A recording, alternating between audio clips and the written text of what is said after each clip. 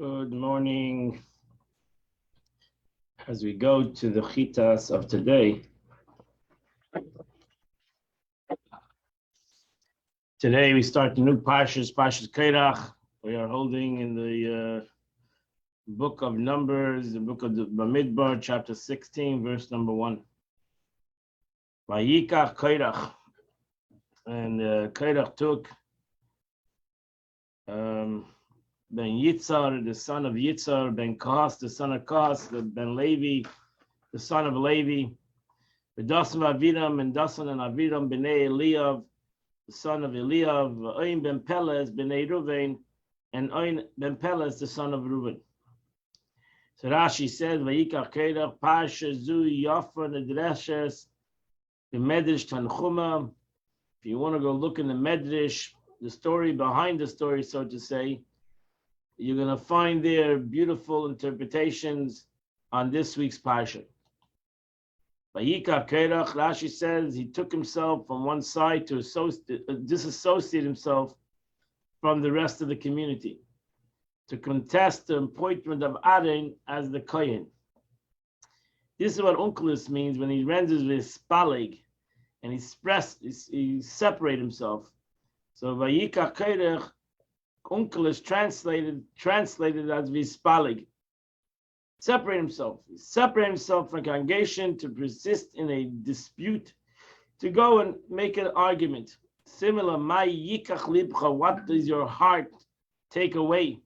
Meaning to remove you, to isolate you from the others. Another explanation, by yikach, and he took, what it means he attracted the heads of the Sanhedrin. Amongst them, with words, like that's also with the word vayikach is usually it means that you have been influenced by somebody else who's saying something. Similarly, take Aaron, which how you mean to take him, you take him with the words. So Kairach was ben Yitzhar, ben Kahas, ben Levi. The Rashi says Hisker ben Aaron. The verse does not mention his lineage to Aaron, to Jacob, I mean. Because Jacob prayed not to be mentioned in connection with this situation. And it stated when Yaakov blessed his children, he said, my honor, you shall not, my honor, you shall not join in your assembly. That when you're going to assemble against Moshe Rabbeinu, my name shouldn't be there. And where is his name mentioned? If you look in the Divrei Hayamim Chronicles, you'll see over there it is mentioned. Where there is mentioned the genealogy of the Levium, it says, and the son of Kairach, the son of Yitzhak, the son of Kas, the son of Levi, the son of Israel. The Dasan Avridim.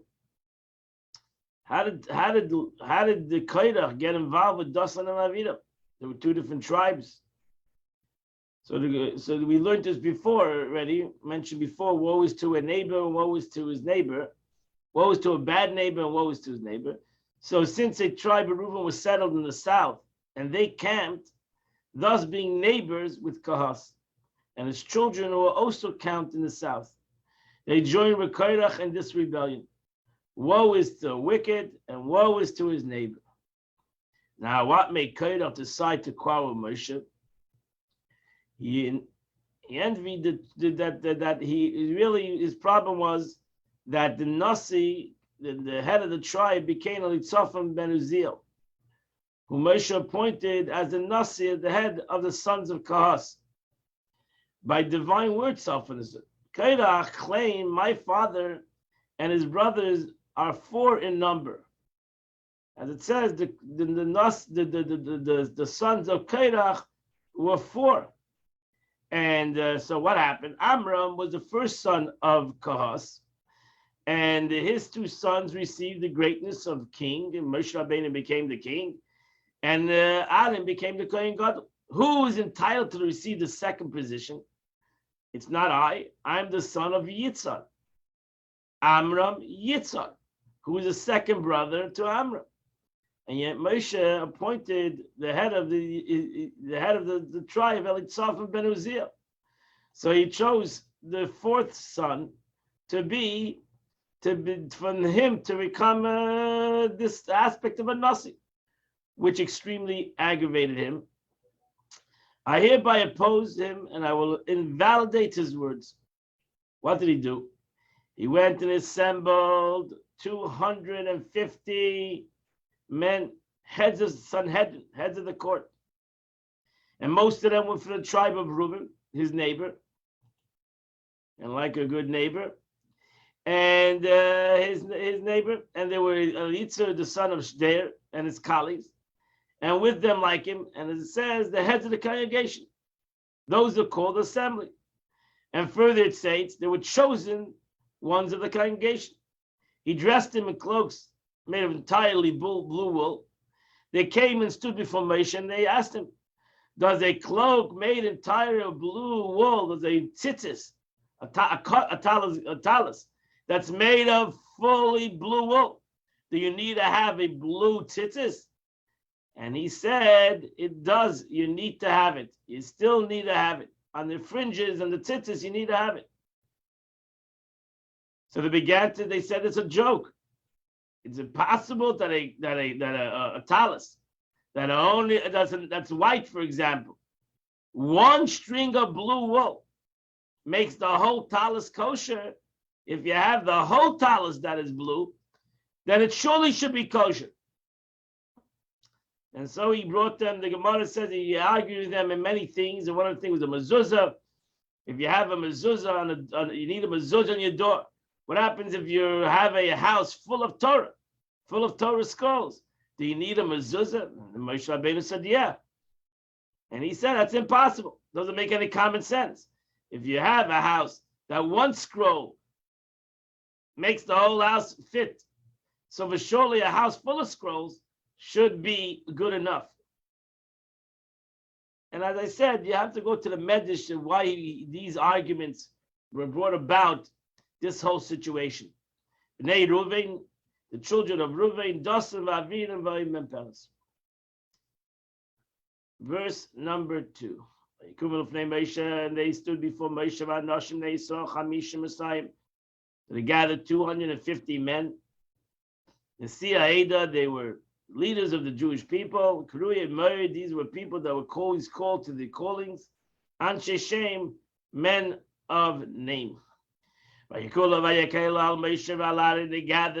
around Moshe. Rav lachem, you take too much upon yourself. The entire congregation are all holy people. Hashem, and God is in the midst of the congregation. Why do you raise yourself above the congregation? Why do you make yourself more important than the rest? What is the meaning? You took by far too much greatness for yourself. Kulam Kadeshim. All of us heard the words of God. We're all holy. We're all leaders. This was a problem by Jews throughout history. We're all leaders. We're not followers, we're leaders. But do it this nasu. If you take kingship for yourself, you should not have chosen Kona for your brother. Not only you heard at Sinai, I'm the Lord your God. The whole congregation heard it. Moshe heard their complaint. And he fell on his face. Rashi says, what affected Moshe so drastically that he fell down? So the Moshe Rabbeinu was not a, listen, people want to disagree with him because to hate. But the Moshe Rabbeinu understood that this is more than just a disagreement. This is the concept of to create a rebellion. This was the concept to make dissent, machlokes. Because of the rebellion, for already their fourth offense, when they sinned in the golden calf, Moshe Rabbeinu pleaded. The episode of the complainers, Moshe prayed, they complained for food with the spies. This is like nonstop that the Jews are unhappy. They're unhappy what's going on. So Moshe Rabbeinu was more afraid of not that they're unhappy with him, that they're unhappy in general, and they're unhappy in essence with the Eibishter. So Moshe Rabbeinu had that issue. So Moshe Rabbeinu paid with the spies. Moshe Rabbeinu said to God, but the Egyptians were here. But now Kairach Sibelin, he became disheartened. Literally, his hands were weakened. This is compared to a prince who sinned against his father. And his father's man went and made the king happy, and his once, twice, 3 times. When the offender, with the 4th time, the friend became disheartened. He said, how much can I trouble the king? Perhaps he'll no longer accept my petition. So Moshe Rabbeinu was a little bit disheartened in this whole situation. Therefore, he turned to Kairach. He turned to them, Lamer. Wait, let's all calm down. Let's all go home and talk about it. Tomorrow we'll convene. We'll wait till tomorrow. And the Eibishter will show tomorrow who he wants to be holy, who he wants to be the Kohen Gadol. He'll bring closer. And the one who's chosen, he will bring close. So Rashi says, nighttime is a drunkenness for us. It's improper us to appear before him. A real intention was to delay. He was hoping to get everybody to go home and think about it. Who will be the lady? Who will be holy? For the Kohen. V'hikriv Elah will draw near to him. Okay, this is a grammar which a Targum proves that referring to both Leviim and Kahanim. That in essence, Moshe Rabbeinu is saying that you're also chosen. You're also chosen. Why are you complaining? Really, the Jews should say, "Why are you a Levi?" But you are chosen. You were chosen also. Don't feel lack of respect because you're not a Kohen. You were chosen to be a Levi. Therefore, I have an advice. You want to be the Kohen. You want to be the Kohen Gadol. So this is what you should do. Everybody should take a pan. You want to be the Kohen, then do the service of the Kohen. Let's see if the Eibishter will of God will accept your service. That's it. That will be the test. Why are you arguing with me? It's not an argument with me, it's arguing with God. So therefore, my advice is, that's why you understand later, after the story, the Yidden were angry a little bit at Moshe Rabbeinu, that he came up with this advice. And he said, let's bring it to God. If you have a complaint, we'll bring it to the Eibishter himself. Let everybody take a pan and come tomorrow to the Beis Hamikdash. So I said, why did you see fit to tell him this? He said to them, amongst the nation, there are various forms of worship and many priests. And they do not all gather in one temple. Right? There are many, you can go to many temples. However, we have only one God. So we cannot create other gods. And, to make everybody happy, we'll create other gods.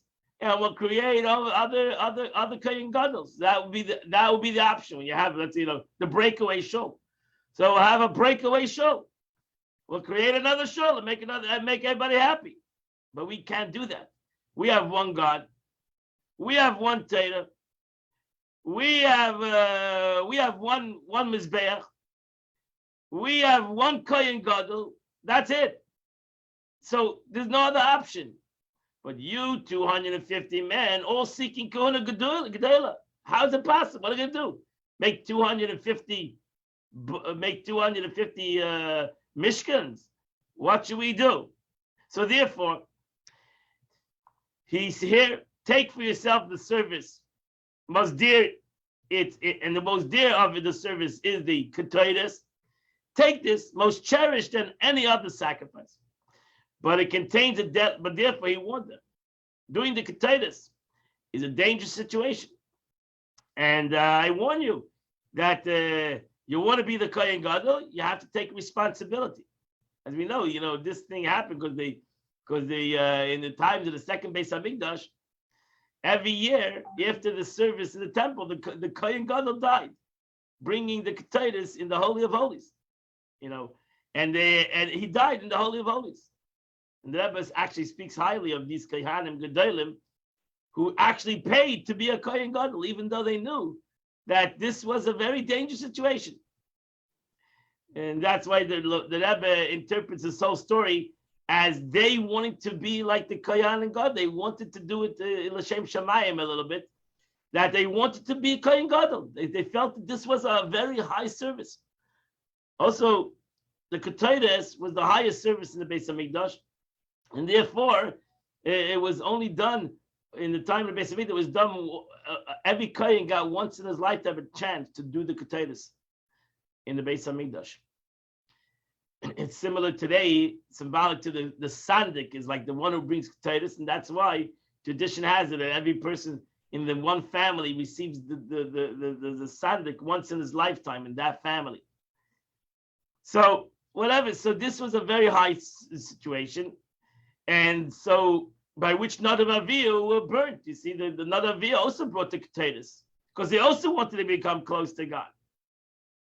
It's obvious the one who is chosen will be the one who's holy. Rather, Moshe tell, I'm telling you that this should not be, that I'm telling you this so that you should not be found guilty. For one who chooses to will survive, the rest will perish. So if you want to take a chance and you want to see that you're right, I am not the one who's choosing anybody. The Avish that God is choosing everybody. If God chooses you, then he chooses you. Machtes, Rashi says, vessels for stroking the coals. Ubsnu behem eish, and put in these pans you'll put fire. V'sim aleim ketores, and you'll put ketores in this pan. Lefnei Hashem, before God, machar. So Moshe Rabbeinu didn't say, let's go right now. He said tomorrow. Hashem, and the one who God chooses, Hu HaKadosh. That's the Holy One. Rav lachem b'nei Levi. You've taken upon yourself the son of Levi. Okay. Rashi says, Rav lachem b'nei Levi. The Medrash says, I've told you a very great thing. Were you not fools? For he warned them about it, and they still took upon themselves to offer this, to do this. They sinned at the cost of their lives. As it says, the censors of these who sin at the cost of their own lives. But what did Kairach, who was astute, see to commit this folly? How can Kairach was known as a Bekeach. Kairach was a very wealthy man, and Kairach was an extremely smart man. So why did he take this challenge? So his vision deceived him. Kairach saw prophetically that a chain of great people ascended from him. Kairach saw that in the future, great people are going to be from him, and one of the greatest people that came from him was Shmuel HaNavi, who was equal important to Moshe and Aaron. So Kairach saw that he's going to have a lineage, so he didn't think nothing's going to happen to him. He Kairach said, for his sake, I will be spared. He also had 24 watches that will be emanating from his grandsons, all prophesizing through the Holy Spirit. He saw great people. And it says, all these are the son of Herman. This later in Tanakh. He said, is it possible that all this greatness is destined to emanate from me and I shall remain silent? Therefore, he participated in the rebellion to reach that concept where he heard from Moshe that they would all perish and no one would escape death. The one who chooses, he shall be holy. So he said Moshe Rabbeinu is totally wrong. How can Moshe Rabbeinu be right and I'm going to have these descendants from me? He erred in thinking that it referred to him. However, didn't properly that his sons repented. He didn't realize that his children will repent, even though his children were involved in the whole situation. They were part of his rebellion, but they all did tshuva. And that's why ultimately Kairach did have great people coming from him. Moshe, however, saw it, and Moshe Rabbeinu understood. Moshe Rabbeinu was a Navi too. So Moshe Rabbeinu said, you're going to die, but your children are going to survive. Lav lachem, simple interpretation, you're taking too great a task upon yourself. And Moshe Rabbeinu said to Korach, Shimuna b'nei Levi, please listen to me, the sons of Levi, you're my cousins. He began to speak to them softly. When he saw that Korach was adamant, Moshe thought, before the other tribes join him and perish with him, I will speak to them. I will speak to all of them as well. He began to now talk to them extremely strongly. So now Moshe Rabbeinu felt that if he's not going to challenge them very strongly, tell them what they're doing, other people join them. Is it not enough that the Eibishter separated you from the rest of the Jewish people? To bring him closer to you, to serve the Mishkan of God, to stand before God and minister, and to be to do the service in the Beis Hamikdash. Is it not enough what God has done? The Medrash actually says, the Moshe Rabbeinu says, you think I don't want to be a Kohen Gadol? I also want to be a Kohen Gadol. Trust me, if anybody wanted to be a Kohen Gadol, it's me. I was a Kohen Gadol for the first 7 days of the service because I wanted to be a Kohen Gadol. And he brought you near, and the children of Levi with you. Bekashtem Gankona, and you want to be Kohen. And that service in which distanced the rest of the congregation, told them that a regular Jew could not come close to what a Levi can do. Therefore, you and your entire company who are assembled are against the Eibishter. It's not against us, not against me. And you have nothing against Aaron. Aaron has nothing to do with this situation. She says, because of this, you and the entire company who are assembled with you are against the Eibush, against the Lord. For I acted a messenger to give him the korah to Aaron. I didn't give it to him because he's my brother. And this rebellion is not with us. It's not with Aaron. It's not with me.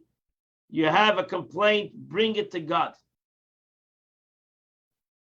These were Dasan Avinu.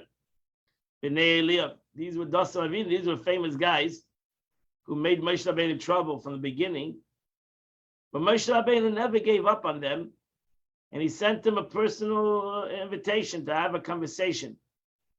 And they said, we won't go. So that's just from here we derive that one should not persist in dispute. Moshe Rabbeinu tried the whole night to bring this thing to a closure. He went out, he went to reach people, he tried to make connections.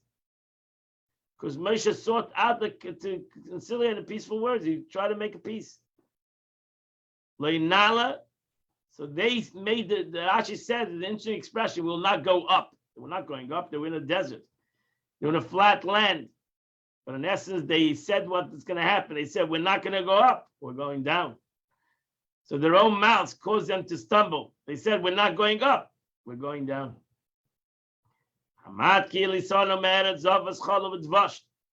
They said, it is not enough that you brought us out of a land of milk and honey. So they said Mitzrayim was a land of milk and honey. And this is true because they knew already that they're not going to come to Eretz Yisrael. They knew already they're going to die in the desert. These are almost like a situation you have nothing to lose. You want to also exercise authority over us, enough that you brought us out of Egypt to bring us to nowhere. Wow. Okay. That's all for the bang. Let's go to the Tanya of the day. We're holding still in chapter 7. Now the Rebbe is explaining the concept of Seder Shtalshlus, the concept of the way the Eibishter comes down from an infinite concept into a finite concept, and at the same moment, he is never changing. Well, the Eibishter fills the world. This is the life vitality that comes into the essence of the created being. It's a powerful contraction that will be able to come into a human being according to the capability of every creation. So can you imagine that the Eibishter comes into different creations, different creatures, which each one is different. And each in doimim, tzemeach, chai, medaber, in inanimate objects, in vegetation, in animals, humans. Every person has its mila. So every person has its level. So since the life force must vest itself within the finite creature, being and united with it utterly, it must necessarily be contracted and limited according to instinct, infinite nature of the created being. Example, the sun, whose body is finite and limited quantitatively. It's approximately 167 times the size of the globe of the earth. And not only in its size, it's also the quality and significance of its light. Even the sun also has a limitation of how much light it gives. It cannot illuminate indefinitely, because everything is a created entity. So the sun, even though the sun is so powerful, it's unbelievably powerful, but still, everything has its limitation. Hence, inherently limited. So everything is limited. Although the light of the sun illuminates an unbelievable distance, the distance is not without limits. Everything has a limit. Expression, the Gemara says, you take the ocean, there was a Tanya who figured out how many drops are in the ocean. How many drops of water are in the ocean? Imagine how many drops of water, but there is a number. There's a number how many drops of water are in this ocean, even though the ocean is so unlimited. It's like the eye doesn't see the end of it. But there's a number. And so too every created being is finite and it's limited. As it's brought down the Gemara, that between one heaven, the 7 heavens, and between each heaven, it takes 500 years. Whatever that means, I don't know who's on a 5-year distance. I don't know exactly what the Gemara exactly the 500. How is it calculating from a rocket ship or a donkey? The Gemara does not explain, but it's a distance of 500 years. So therefore, there's a distance of 500 years, not 501 years, not 499 years. So it's 500. So we know a number. Whatever that number is, go figure out what that number is, but there's a number. In Cain, if that is the point, if there's limitation, how great the limitation is, doesn't make a difference. The limitation is limited, and therefore, so to infinity, a trillion is like 1, because both the number 1 and the number a trillion of trillion, whatever number you're going to give, is limited. And infinity is unlimited. So to the unlimited, anything that is limited is already limited. And once to the unlimited, there's no difference. The biggest number you can give to the smallest number, they are both limit. And the Eibishter is unlimited. Because the Eibishter is the infinite, had to come through numerous and powerful contractions until it created, by nature, finite and limited, may be brought into existence for its own power and light. So only after this process of self-limitation will the limitless life force be able to invest itself in malakalam within the finite created being and become united with them, as we will soon explain even more. And that completes the Tanya of today. Today is the 27th day of the month, which is the chapters 120 to 134. From 120 to 134, and you would do the chitas of the day. I want to wish you all a wonderful and beautiful day. And Miksham, today at 10 a.m., we're going to continue the learning of in-depth the Tanya at 10 a.m., either at Chabad or on this Zoom number or at Torah Direct, Facebook Torah Direct. I wish you all a wonderful day. I will show you the minute Shem. See you all tomorrow at 8 o'clock. We'll continue to learn the Tanya of the day.